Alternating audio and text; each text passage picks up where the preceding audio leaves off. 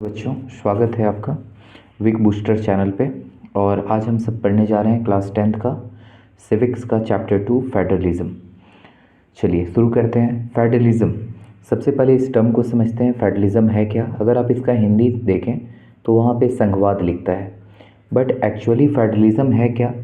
तो ये हम लोग ऐसे शासन व्यवस्था को कहते हैं जहाँ पे वन लेवल से ज़्यादा गवर्नमेंट होता है। वन लेवल से कहने का मतलब है कि जैसे आप अपने स्टेट को देखिए, झारखंड को देखिए, चूँकि मैं वहीं से बिलोंग करता हूँ, तो आप देखेंगे कि यहाँ पे सेंट्रल गवर्नमेंट है, स्टेट गवर्नमेंट है, यहाँ तक कि हमारा लोकल गवर्नमेंट भी है, जिसमें हम लोग, अगर टाउन में आप रहते हैं तो वहाँ म्यूनसिपाल्टी होती है, और गांव में रहते हैं तो यहाँ पे हेडमैन होते हैं।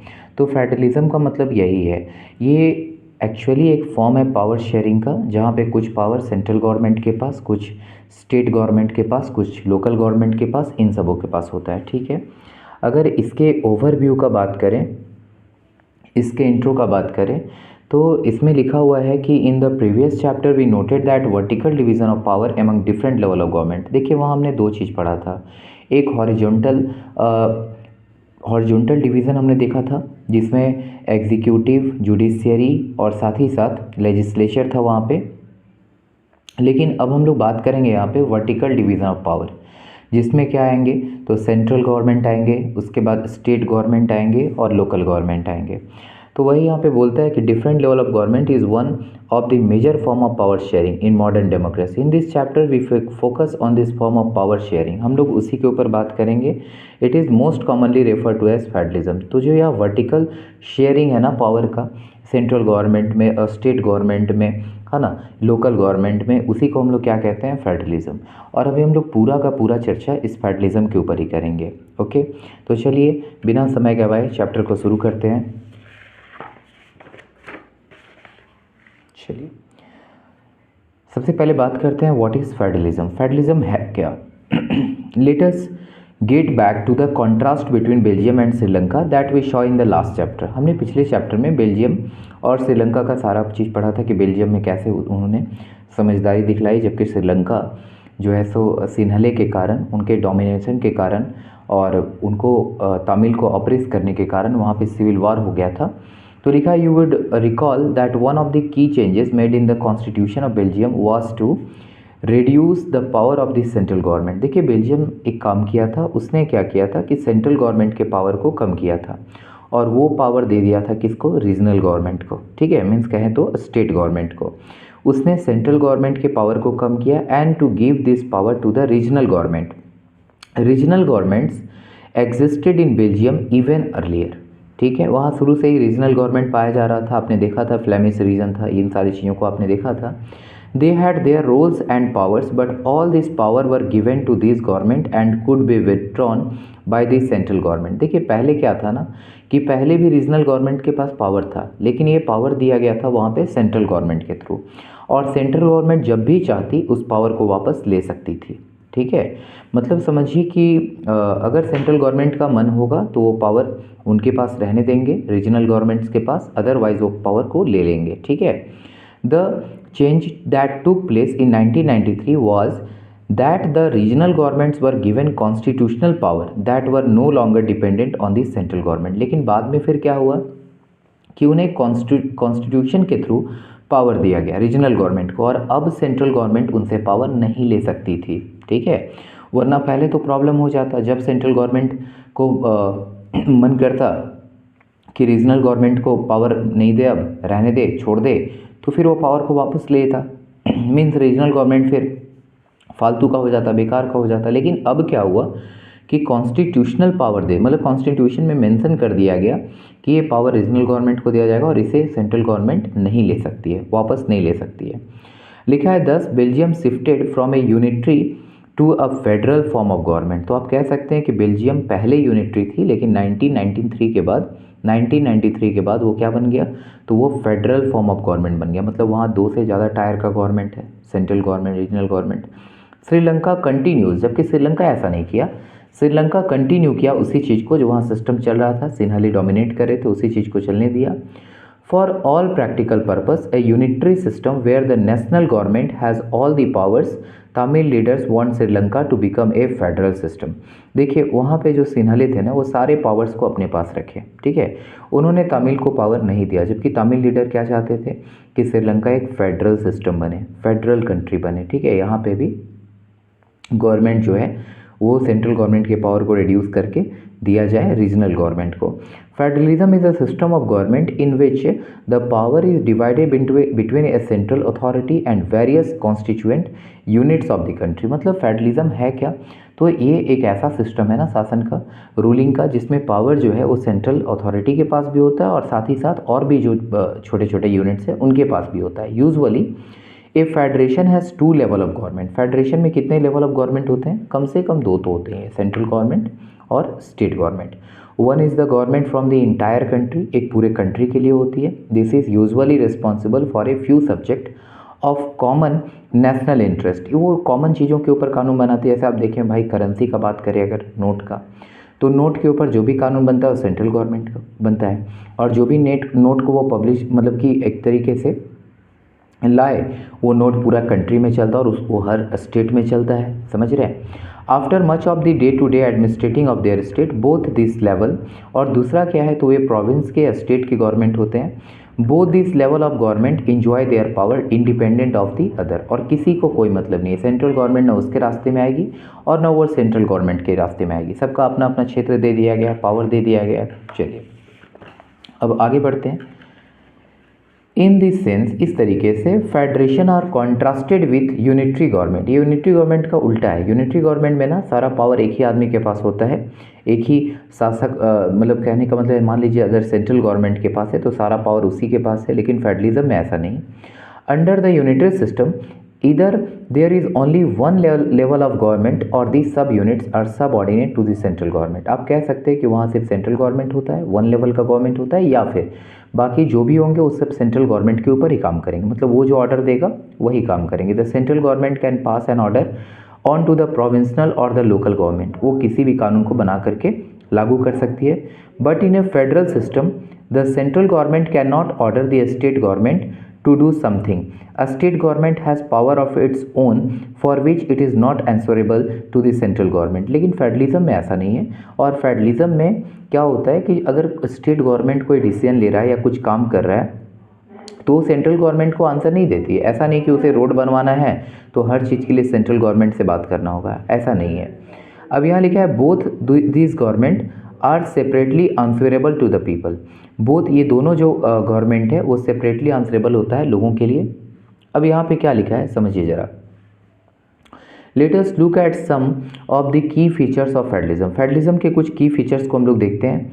यहाँ पे लिखा है देयर आर 2 और मोर लेवल्स ऑफ गवर्नमेंट। यहाँ पे 2 या 2 से ज़्यादा लेवल ऑफ गवर्नमेंट होते हैं, किसमें, फेडरलिज्म में, ठीक है। वो तो मैं बार बार बोल रहा हूँ कि यहाँ सेंट्रल और स्टेट गवर्नमेंट दोनों होते हैं। दूसरा क्या होता है कि different tyre of government govern the same citizen but each tyre has its own jurisdiction in a specific matter of legislation, taxation and administration. दूसरी बात होता है कि ये जो डिफरेंट टायर्स है गवर्नमेंट का, गवर्न द सेम सिटीजन। अब देखिए हमारा गवर्नमेंट, यहाँ का जो चीफ मिनिस्टर होगा झारखंड का वो भी होगा, और जो प्राइम मिनिस्टर हमारे कंट्री के वो भी होंगे। सरकार तो हम दोनों को कहेंगे ना, और दोनों हमारे ऊपर ही शासन कर रहे हैं। हमारा स्टेट का गवर्नमेंट भी हमारे ऊपर शासन कर रहा है, और जो हमारे कंट्री के प्राइम मिनिस्टर हैं, जो सेंट्रल गवर्नमेंट है, वो भी हमारे ऊपर ही शासन कर रहा है। But each tyre has its own jurisdiction in a specific matter of legislation. लेकिन उनका कानून बनाने का, टैक्सेशन का, जैसे टैक्सेशन में आप देखिएगा कि गवर्नमेंट, सेंट्रल गवर्नमेंट CGST लेती है ना, सेंट्रल गुड सर्विस टैक्स, जबकि जो स्टेट गवर्नमेंट है वो मीन्स क्या कह सकते हैं आप, SGST लेती है ना, SGST क्या बोल सकते हैं, स्टेट गुड सर्विस टैक्स, है ना, वो लेती है। एडमिनिस्ट्रेशन का भी अपना अपना दायरा है। सेंट्रल गवर्नमेंट पूरा देश के लिए काम करती है, जबकि स्टेट गवर्नमेंट उस पर्टिकुलर स्टेट के लिए काम करती है। दूसरा लिखा है the jurisdiction of the respective level of और tier of government are specify in the constitution. देखिए इनका जो क्या किस चीज़ों के ऊपर काम करेंगे, किन चीज़ों के ऊपर कानून बनाएंगे, ये कन्फ्यूज़न ना हो इनके बीच में, इसलिए इनके सारी चीज़ों को कॉन्स्टिट्यूशन में मेंशन किया गया है। So the existence and authority of each tyre of government is constitutionally guaranteed, मतलब कॉन्स्टिट्यूशन में गारंटी भी देता है इस बात का कि आप जो है ना वो इस क्षेत्र में काम कर सकते हैं इंडिपेंडेंटली, आपको किसी के ऊपर डिपेंडेंट नहीं रहना है। The fundamental provisions of the constitution can not be unilaterally change by one level of government. देखिए कोई अगर फंडामेंटल प्रोविज़न है, कोई कानून है, कोई नियम है, तो एक अकेला कोई खास करके कुछ स्पेशल कानून उसे कोई एक लेवल गवर्नमेंट जो है सो चेंज नहीं कर सकती है। Such changes require the consent of both the level of government, वहाँ पे दोनों का भागीदारी चाहिए। सेंट्रल गवर्नमेंट भी अगर चाह रहा है चेंज करना, और स्टेट गवर्नमेंट मतलब मोर देन हाफ जो स्टेट गवर्नमेंट है, डिफरेंट स्टेट जो है मोर देन हाफ, अगर वो सपोर्ट कर देते हैं कि हाँ चलो ये नियम को चेंज करें, ये फंडामेंटल प्रोविज़न को चेंज करें, तब जा करके वो चेंज हो सकता है। दूसरा लिखा है courts have the power to interpret the constitution and the powers of different level of government. The highest court act as an umpire if disputes arise between different level of government in the exercise of their respective power. अगर मान लीजिए ये जो अलग अलग level का government है, इनके बीच में किसी तरह का डिस्प्यूट हो जाए, बहस हो जाए, मान लीजिए कि सपोज दैट मोदी जी एक एजुकेशन के ऊपर कोई कानून बनाए, ठीक है, और स्टेट गवर्नमेंट बोले कि हम उसे नहीं मानेंगे, ठीक है, हम नहीं मानेंगे उस चीज़ को, तो उस केस में एक अंपायर के रूप में आएगा हमारा सुप्रीम कोर्ट, और वो क्या करेगा कि इनके बीच का जो डिस्प्यूट है, जो बहस है, जो भी झगड़ा है, दिक्कत है, उसे वो सॉल्व करेगा, उसे वो ख़त्म करेगा, ठीक है। सोर्सेज ऑफ रेवेन्यू, ये रेवेन्यू का जो सोर्स है for each level of government are clearly specified to ensure its financial autonomy. देखिए उनका जो सोर्स ऑफ रेवेन्यू है, मतलब उनको रेवेन्यू कहाँ से मिलेगा, टैक्स कहाँ से मिलेगा। अब ऐसा तो नहीं है ना कि हमेशा जो स्टेट गवर्नमेंट है वो सेंट्रल गवर्नमेंट के ऊपर डिपेंडेंट होगा कि भैया आप हमें पैसा दो, मुझे अपने इलाके में काम करवाना है।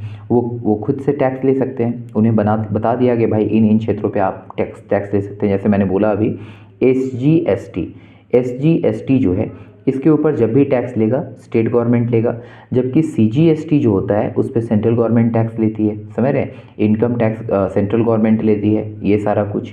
अब यहाँ पे क्या है कि the federal system thus has dual objective, इनका दो ऑब्जेक्टिव है, to safeguard and promote unity of the country, ये कंट्री की यूनिटी को बना के रखते हैं, while at the same time accommodate regional diversity, वो रीजनल डाइवर्सिटी का भी ख्याल रखती हैं। Therefore two aspect are crucial for the institution and practice of federalism. Government at different level should agree to some rules of power sharing. देखिए यहाँ पे लिखा है गवर्नमेंट्स एट डिफरेंट लेवल, भला ही वो अलग लेवल के गवर्नमेंट हो, should agree to some rules of power sharing, they should also trust that each would abide by its part of agreement. सबको एक दूसरे पे भरोसा करना पड़ेगा, स्टेट गवर्नमेंट को सेंट्रल गवर्नमेंट के ऊपर, सेंट्रल गवर्नमेंट को स्टेट गवर्नमेंट के ऊपर, एक दूसरे के ऊपर भरोसा करना होगा, तब ये सही तरीके से चल पाएगा। An ideal federal system has both aspect mutual trust and agreement to live together, उनके बीच में आपस में क्या होना चाहिए, विश्वास होना चाहिए, वो जो डिफरेंट लेवल ऑफ गवर्नमेंट है और वो साथ में मिलके काम करे। The exact balance of power between the central and the state government varies from one federation to another. देखिए अगर आप अलग अलग फेडरेशन को देखें तो हो सकता है कि वहाँ पे पावर के बीच में कुछ चेंजेस हो। This balance depends mainly on the historical context in which the federalism was formed. देखिए there are two kinds of route through which federation have been form. देखिए फेडरेशन दो तरीके से बनता है। एक, the first route involve independent state coming together on their own to form a bigger unit. आप देखेंगे ना, जैसे अमेरिका को देखिए, अमेरिका में 50 अप्रॉक्स 50 वहाँ पे स्टेट्स हैं अमेरिका में। अब एक्चुअली हुआ क्या है कि वो 50 स्टेट एक्चुअली वो छोटे छोटे कंट्रीज़ थे, 50 डिफरेंट कंट्रीज़ थे जो सब मिल करके और एक कंट्री का निर्माण किया जिसका नाम था USA, United state of America. ठीक है, वो 50 अलग अलग कंट्रीज़ थे जो आपस में कंबाइन हो गए, जुड़ गए और वो क्या बनाए, यूएसए बनाए। ठीक है, तो यहाँ पे क्या लिखा है कि coming together on their own to form a bigger unit, वो आपस में जुड़ करके एक बड़ा यूनिट बनाए। So that by pooling sovereignty and retaining identity they can increase their security. This type of coming together federation include the USA. USA में ऐसा कहानी है, स्विट्ज़रलैंड में ऐसा कहानी है, इसे कमिंग टुगेदर फेडरेशन कहते हैं। ऑस्ट्रेलिया में भी सेम कहानी है। In this first category of federation all the constituent state usually have equal power and are strong vis the federal government. एक बात याद रखिएगा, ऐसे देशों में जहाँ पे ये डिफरेंट कंट्रीज़ मिल करके एक बड़ा कंट्री का फॉर्मेशन किए हैं, यहाँ पे स्टेट गवर्नमेंट बहुत ही ज़्यादा पावरफुल होता है।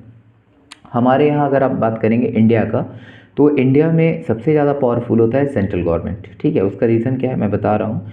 लेकिन अगर अमेरिका वगैरह को देखें, जहाँ पे वो छोटे छोटे कंट्रीज़ मिलकर के एक बड़े कंट्री का, जिसका यूएसए नाम दिया गया है, उसे बनाया है, वहाँ पे स्टेट गवर्नमेंट ज़्यादा पावरफुल होता है। अगर स्टेट गवर्नमेंट चाह ले कि वहाँ पे कि हम वो देश से अलग हो जाएं, तो अलग हो जाएगा, बट इंडिया में ऐसा नहीं है। कोई अगर स्टेट चाहे तो मुश्किल है उसके अलग होना। In the first category of federation, all the constituent state usually have a equal power, सारे स्टेट्स का इक्वल पावर है, स्ट्रांग होते हैं, ठीक है। द सेकेंड रूट, और दूसरा क्या है, तो second route is where a large country decide to divide its power between the constituent state and the national government. अब सेकेंड रूट क्या है कि लार्ज कंट्री, जो बड़ा देश है, decide to divide its power, वो अपने पावर को क्या करता है, डिवाइड करता है, किसके बीच में, तो between the constituent state and national government. India हो गया, स्पेन हो गया, Belgium are example of this kind of holding together federation. ये होल्डिंग टुगेदर फेडरेशन में आते हैं। इसमें क्या था कि in this second category the central government tends to be more powerful. यहाँ पे सेंट्रल गवर्नमेंट ज़्यादा पावरफुल होता है अगर हम अपने देश का बात करें, ठीक है। किससे, तो स्टेट गवर्नमेंट से। Very often different constituent unit of federation have unequal power, some unit are guaranteed special power. अब आप यहाँ देखेंगे ना कि स्टेट में भी, राज्य में भी कुछ कुछ ऐसे राज्य हैं जिनके पास पावर बहुत ज़्यादा है, ठीक है। जैसे आप देखते थे जम्मू कश्मीर में 370 था, 370 वहाँ पे जो था वो धारा था, उसमें क्या है कि आप वहाँ पे ज़मीन नहीं खरीद सकते, बहुत तरह का पावर दिया गया था वहाँ पे। अभी भी नागालैंड वगैरह भी कुछ ऐसे इलाके हैं जिन्हें कुछ स्पेशल पावर दिया गया है, ठीक है। नागालैंड में भी आप जा कर के ज़मीन नहीं खरीद सकते, अगर आप खरीद भी लेते हैं तो वहाँ के जो वहाँ के कहने का मतलब है कि जो ट्राइब्स है वो मार देंगे उसे, और वहाँ पे गवर्नमेंट ज़्यादा एक्शन भी नहीं ले पाएगी, ठीक है। तो कुछ कुछ ऐसे राज्य हैं जिनको स्पेशल पावर दिया गया है, ठीक है। अब आगे बात करते हैं। यहाँ लिखा है कि what makes India A federal country. आप कैसे कह सकते हैं कि इंडिया एक फेडरल कंट्री है, तो ज़रा ध्यान दीजिएगा। We have earlier seen how a small country like Belgium and Sri Lanka. आप देखते हैं कि बेल्जियम और श्रीलंका कितना छोटा कंट्री है, face so many problem of managing diversity. फिर भी वहाँ बहुत समस्या हुआ डाइवर्सिटी को मैनेज करने में। आपने श्रीलंका में देखा, वहाँ तो सिविल वॉर हो गया था। सिंहली लोग जो थे वो तमिल का को ऑपरेस करते थे, तमिल के बातों को नहीं मानते थे, ऑफिशियल लैंग्वेज सिर्फ सिंहली को बना करके रखे थे, बहुत तरह का समस्या था। उसके बाद आपने बेल्जियम में भी देखा था कि डच और फ्रेंच में कहीं ना कहीं तनाव हुआ था। What about a vast country like India. लेकिन इंडिया तो वास्ट कंट्री है, बहुत बड़ा देश है, विद सो मेनी लैंग्वेजेस। यहाँ तो बहुत सारा भाषा है। Regions and religions and regions, यहाँ पे रिलीजन अलग अलग है, रीजन्स अलग है। What are the power sharing arrangement in our country. हमारे कंट्री में कैसा पावर शेयरिंग है, लिखा let us begin with the constitution. India had emerge as an independent nation after a painful and bloody partition. अब पता है, आप जान रहे इस चीज़ को कि जब इंडिया आज़ाद हुआ था तो एक लंबे संघर्ष के बाद आज़ाद हुआ था, और आज़ादी के बाद भी जब यहाँ पे पार्टीशन हुआ, आपका क्या बोलते हैं, पाकिस्तान बना और इंडिया बना, तो आप देखे होंगे कि वहाँ बहुत ही ज़्यादा मार काट मचा, बहुत ही ज़्यादा खून बहा लोगों का। After independence several princely estate. अब जो प्रिंसली एस्टेट था, प्रिंसली एस्टेट का मतलब आप समझ रहे हैं, पहले क्या होता था ना, राजा महाराजा हुआ करते थे, तो उनका हाथ में जो स्टेट था, जो हिस्सा था, उसे प्रिंसली एस्टेट कहते हैं। Became a part of the country. The constitution declared India as a union of state. और हमारा कॉन्स्टिट्यूशन फिर इंडिया को क्या बोला, union of states. Although it did not use the word federation, लेकिन फेडरेशन वर्ड नहीं यूज़ किया गया। The Indian union is based on the principle of federalism. लिखा है let us go back to the 7 feature of federalism mention above. अब यहाँ पे जो फेडरलिज्म मेंशन किया हुआ था उसके ऊपर हम बात करें तो यहाँ क्या देखते हैं, वेट, यहाँ पर लिखा है let us go back to the 7 feature of federalism mention above. We can see that all this feature apply to the provision of the Indian constitution. The Constitution originally provided for a two-tier system of government, the Union government और what we call the central government। अब यहाँ पे बोलता क्या है कि let us go back, वो जो अभी 7 फीचर्स हमने पढ़ा, क्या किस चीज़ का, यहाँ पे लिखा है federalism mention above, we can see that all this features apply to the provision of the Indian constitution. ये सारा चीज़ जो है तो हमारे यहाँ लागू है। कॉन्स्टिट्यूशन क्या करती है, 2-टायर सिस्टम गवर्नमेंट का बनाई, जिसमें एक यूनियन गवर्नमेंट, जिसे आप सेंट्रल गवर्नमेंट भी कह सकते हैं, representing the union of India, and the state government जो होती है लैटर, ये तो सेकंड हो गया। Third tier of federalism was added in the form of panchayat. यहाँ पे तीसरा टायर भी है गवर्नमेंट का, जिसे पंचायत और म्यूनसिपालिटी कहते हैं। As in any federation this different tier enjoy separate jurisdiction, सबका अपना अपना क्षेत्र दायरा दे दिया गया है। The constitution clearly provided a three fold distribution of legislative power, उसने पावर को बांट रखा है सेंट्रल गवर्नमेंट में, स्टेट गवर्नमेंट में, और जो है सो कंटेन थ्री लिस्ट। अब देखिए जरा समझिए, यूनियन लिस्ट कहने का मतलब है कि सेंट्रल गवर्नमेंट के पास कौन कौन से पावर है। Include subject of national importance such as defence of the country. देखिए अगर कंट्री के डिफेंस का बात हो, जैसे मान लीजिए चाइना और किसी और कंट्री से इंडिया का लड़ाई हो गया, तो उस समय जो डिसीजंस लिया जाएगा वो सेंट्रल गवर्नमेंट का होगा। दूसरी बात, फॉरेन अफेयर, अगर विदेश का कोई मामला है तो उसे सेंट्रल गवर्नमेंट सुलझाएगी। अब ऐसा नहीं कि अमेरिका के जो न्यू प्रेसिडेंट बनने वाले हैं डोनाल्ड ट्रंप, वो कुछ बात बोले तो हमारे जो स्टेट के चीफ मिनिस्टर है वो उसमें इंटरफेयर करे, नहीं नहीं, इसमें वो इंटरफेयर नहीं करेंगे, सेंट्रल गवर्नमेंट के ये में आता है, ठीक है, दायरे में आता है। बैंकिंग का बात करें, उसके ऊपर कोई कानून बनाना है सेंट्रल गवर्नमेंट। कम्युनिकेशन के ऊपर कोई कानून बनाना है सेंट्रल गवर्नमेंट। करेंसी के ऊपर कोई कानून बनाना है तो भी सेंट्रल गवर्नमेंट। लिखा है they are included in this list because we need a uniform policy on this matters. अब बोले कि भाई इसके ऊपर सेंट्रल गवर्नमेंट क्यों काम करता है, क्योंकि इसमें जो कुछ भी नियम बनेगा वो यूनिफॉर्मली होगा, पूरा कंट्री के लिए होगा। The union government alone can make laws relating to this subject mention in the union list. तो इसमें जो भी आप चीज़ों को पढ़ें उसके ऊपर अकेले सेंट्रल गवर्नमेंट कानून बना सकती है, ठीक है। अब बात करेंगे स्टेट लिस्ट। स्टेट गवर्नमेंट किन किन चीज़ों पे काम करती है। Contain subject of state and local importance such as police, जैसे पुलिस है, झारखंड पुलिस है, तो उस पर झारखंड की सरकार ये करेगी, कंट्रोल करेगी, है ना, उसे क्या काम करना है नहीं करना है वो ये समझाएंगी। उसके अलावा यहाँ पे ट्रेड हो गया, यहाँ जो व्यापार हो रहा है उसके ऊपर, कॉमर्स के ऊपर, एग्रीकल्चर एंड इरिगेशन के ऊपर, इन सब के ऊपर स्टेट गवर्नमेंट कानून बनाएगी। Also can make law relating to the subject mention in the state list. इस तरीके से जो स्टेट लिस्ट में जो भी कानून दिया गया है ना, उसे वो क्या कर सकते हैं, उसके ऊपर जो भी कानून है वो अकेले वो बना सकते हैं स्टेट गवर्नमेंट। अब बात करते हैं कंकरेंट लिस्ट का। तो कंकरेंट लिस्ट क्या है, include subject of common interest to both the union government as well as the state government. इसके ऊपर दोनों काम कर सकते हैं, दोनों कानून बना सकते हैं, सेंट्रल गवर्नमेंट भी और स्टेट गवर्नमेंट भी, ठीक है। सच एज, जैसे आप देख सकते हैं एजुकेशन के ऊपर कोई कानून बनाना है, फॉरेस्ट के ऊपर कोई कानून बनाना है, उसके बाद फिर ट्रेड यूनियन के ऊपर, मैरिज के ऊपर कोई कानून बनाना है, एडॉप्टेशन के ऊपर कानून बनाना है, सक्सेशन के ऊपर कानून बनाना है, उत्तराधिकारी के ऊपर। तो इसके ऊपर यूनियन और साथ ही साथ स्टेट गवर्नमेंट दोनों मिलके काम कर सकते हैं। लिखा है subject mention in the list if there laws conflict with each other. लेकिन मान लीजिए कि अगर इसके ऊपर कानून बने और इन दोनों में किसी तरह से तनाव हो जाए, सेंट्रल गवर्नमेंट बोले कि एजुकेशन के ऊपर ये कानून बनेगा, स्टेट गवर्नमेंट बोले कि एजुकेशन के ऊपर कोई अन्य कानून बनेगा, तो अगर इन दोनों में फिर झगड़ा हुआ तो उसके बाद किसका बात माना जाएगा, तो यूनियन गवर्नमेंट का बात जो है वो प्रिवेल होगा, वही माना जाएगा, ठीक है, वही फाइनल डिसीजन माना जाएगा। What about subject that do not fall in any of this of three list. अगर इसमें कोई वैसा चीज़ जो कानून के बारे में नहीं लिखा गया, जैसे मान लीजिए जब देश आज़ाद हुआ था, कॉन्स्टिट्यूशन लिखा गया, तो उसमें बहुत सारा कुछ ऐसा चीज़ था जिसका उद्देश्य में इन्वेंशन भी नहीं हुआ था। जैसे आज आप मान लीजिए यहाँ पे एआई को देख रहे हैं, आर्टिफिशियल इंटेलिजेंस को, ठीक है, ये जो है ना, कहने का मतलब इंटरनेट को देख रहे हैं, तो शायद उस समय तो नहीं था, तो उस समय तो इसके ऊपर कोई कानून नहीं बना, ठीक है।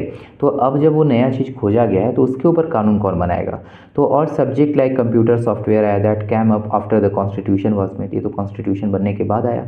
तो अकॉर्डिंग टू आवर कॉन्स्टिट्यूशन, हमारे संविधान के अनुसार, the union government has the power to legislate on this residuary subject. तो ये बाकी की चीज़ें हैं, उसके ऊपर काम मतलब कानून कौन बनाएगा, तो यूनियन गवर्नमेंट, ठीक है। वी नोटेड, हमने देखा above that most federation that are formed by holding together do not give equal power to its constituent unit. Thus all state in India Indian Union do not have identical power। देखिए मैंने पहले भी बताया कि भाई जो America का case था वहाँ पे 50 अलग अलग कंट्रीज़ मिल करके यूएसए बनाए थे, और हर स्टेट का या हर जो भी बोले आप कंट्री का अपना अपना पावर होता है और इक्वल पावर होता है। लेकिन इंडिया में ऐसा नहीं है। इंडिया में कुछ राज्य ऐसे हैं जिसे ज़्यादा पावर दिया गया है, जबकि कुछ राज्य ऐसे हैं जिन्हें उतना पावर नहीं दिया गया है, ज़्यादा पावर नहीं दिया गया है। यहाँ पे लिखा है कि thus all state in the Indian union do not have identical powers, सब state enjoy a special status. किसी किसी राज्य का खुद का एक स्पेशल स्टेटस है। स्टेट सच एज असम, जैसे आप असम को देखेंगे, नागालैंड को देखेंगे, अरुणाचल प्रदेश और मिज़ोरम को देखेंगे तो इनका स्पेशल पावर है बच्चा। जैसे नागालैंड में मैंने बताया ना कि नागालैंड में अगर आप ज़मीन नहीं खरीद सकते, लेकिन अगर खरीद भी लिए, ठीक है, तो वहाँ के जो लोग हैं ना वो मार देंगे और गवर्नमेंट भी उसमें कुछ नहीं करेगी, ठीक है। उसके बाद जम्मू कश्मीर को तो आपने देखा ही था 370, जो कि बाद में वहाँ पे हटाया गया। उसमें क्या था कि आप वहाँ पे ज़मीन नहीं ले सकते हैं, ठीक है। वहाँ का और भी सिस्टम्स अलग अलग था, समझ रहे, बहुत कुछ वहाँ पे चेंजिंग था। वो लोग तो अलग कॉन्स्टिट्यूशन भी बना के रखे हुए था, ऐसा कंडीशन था। तो इन सबों के पास स्पेशल पावर है, enjoy special power under certain provision of the constitution of India article 371 due to their peculiar social and historical circumstance. अब बोलेंगे सर ऐसा क्या रीज़न है कि इसे स्पेशल पावर दिया गया, तो उनका जब हिस्ट्री आप जानेंगे ना, रीज़न है कि भाई वो जो इलाका है, जिस तरीके से वो इलाका था, ठीक है, उस तरीके से जैसे आप नागालैंड को ही देखें तो वहाँ पे नागा समुदाय के, मतलब नागा ट्राइब के लोग रहते हैं और वो नहीं चाहते हैं, वो कहने का मतलब है कि अकेला अलग थलग रहने वाले हैं, और ये जब बाहरी लोग जाएंगे तो वो उन्हें नहीं लाइक करते हैं, वो उन्हें मार देते हैं, ठीक है। तो उसका हिस्ट्री वैसा रहा है। This special power is specially enjoy in relation to the protection of land rights of indigenous people. दूसरी बात है कि उनका ज़मीन उनसे न छीने, ऐसा नहीं दूसरे लोग जा करके और सारे ज़मीन पे कब्जा कर ले, ठीक है। जैसे आप झारखंड में भी देखेंगे कि जब आप रांची जाते हैं तो वहाँ पे बहुत सारा जो ज़मीन है ना वो किसका है, आदिवासियों का है। लेकिन फिर भी कुछ लोग क्या करते हैं कि फर्जी कागजात वगैरह बना करके जो ब्रोकर्स होते हैं, लैंड ब्रोकर, वो दूसरों को बेच देते हैं, ठीक है। बाद में पता चलता है कि वो तो ज़मीन किसी आदिवासी का था। तो ये सब उनका ज़मीन उनके पास रहे, इसके लिए उनको एक स्पेशल पावर दे दिया जाता है। Their culture and also preferential employment in government service. Indians who are not permanent resident of this state can not buy land और हाउस हेयर। देखिए जो वहाँ के परमानेंट रेसिडेंट नहीं हैं, रहने वाले नहीं हैं, वो इन राज्यों में ज़मीन नहीं खरीद सकते हैं, ठीक है। लिखा है similar special provision exist for some other states of India as well. ऐसे ही कुछ स्पेशल प्रोविज़न दिए गए हैं दूसरे राज्यों के लिए, ठीक है। चलिए फिर आगे बढ़ते हैं। There are some units of the Indian Union which enjoy very little power. These are areas which are too small to become an independent state, but which could not be merged with any of the existing state. This area like Chandigarh. अब देखिए कुछ और इलाके हैं जिसे हम लोग union territory कहते हैं, केंद्र शासित प्रदेश कहते हैं। ये इतने बड़े भी नहीं होते कि इन्हें राज्य बना दिया जाए, और इतने छोटे भी नहीं होते कि किसी के साथ मर्ज कर दिया जाए। समझ रहे बात को? कहने का मतलब है कि जैसे आप मान लीजिए यूनियन टेरिटोरी का बात करें, लक्षद्वीप का, तो लक्षद्वीप इतना भी बड़ा नहीं है कि उसे राज्य बना दे, और इतना भी छोटा नहीं है कि किसी के साथ मिला दे। तो उन सबों को हम लोग क्या कहते हैं? उन सबों को हम लोग कहते हैं यूनियन टेरिटोरी, ठीक है। और यूनियन टेरिटोरी जैसे चंडीगढ़ हो गया, लक्षद्वीप हो गया, कैपिटल सिटी ऑफ दिल्ली हो गया, Delhi, capital city of Delhi are called union territory. This territory do not have the power of a state. इन्हें स्टेट का पावर नहीं दिया गया है। The central government has a special power in running this area. इसके ऊपर सेंट्रल गवर्नमेंट का मतलब कि कानून वगैरह जो भी होता है उसके कंट्रोल में होती है। This sharing of power between the union government and the state government is basic to the structure of the constitution. It is not easy to make changes to this power. देखिए इसमें जो power दिया गया है central government और state government को, इस power को घटाना बढ़ाना, आप बोलेंगे कि सर सेंट्रल गवर्नमेंट के पावर को कम कर दिया जाता और स्टेट गवर्नमेंट के पावर को बढ़ा दिया जाता, तो ये कहने से नहीं होता है बच्चा। इसमें ना बहुत सारे प्रोसेस हैं, बहुत सारे प्रोसीजर हैं। The parliament cannot on its own changes this arrangement. Any change to it has to be first passed by both the house. अगर कोई कानून मान लीजिए इसके ऊपर बनाना ही है पावर को लेकर के, कि इनके पावर को रिड्यूस किया जाए या बढ़ाया जाए, तो इसके लिए क्या होता है कि जो बिल बनेगा उस बिल को दोनों हाउसेस, मतलब कि लोकसभा और राज्यसभा दोनों जगह पास होना पड़ेगा विथ एटलीस्ट 2/3 मेजॉरिटी, 2/3 मेजॉरिटी के साथ। Then it has to be ratified by the legislature of at least half of the total state. उसके बाद जितने राज्य हैं उसमें लगभग 50% से ज़्यादा राज्य उसका सपोर्ट करें, ठीक है, कि हाँ ये बिल बन जाना चाहिए, बिल पास होना चाहिए, तब ये चीज़ हो सकता है। The judiciary play an important role in overseeing the implementation of constitutional provision and procedure in case of any dispute about the division of power. Power को लेकर के अगर किसी तरह से बहस होता है, द हाई कोर्ट और supreme court make a decision, वो लोग डिसीजन बनाते हैं। The union and state government have the power to raise resource by living tax in order to carry on the government and the responsibilities assign to each of them. अब यहाँ क्या लिखा है कि ये जो कोर्ट्स होते हैं union and state government have the power, इनका पावर है कि to raise resource of living laying taxes in order to carry on the government and the responsibility assign to each of them. ये लोग क्या कर सकते हैं कि टैक्स वगैरह के ऊपर ना कुछ कानून ला सकते हैं, कुछ कानून बना सकते हैं, ठीक है, अपने अपने हिसाब से, अपने फ़ायदे के।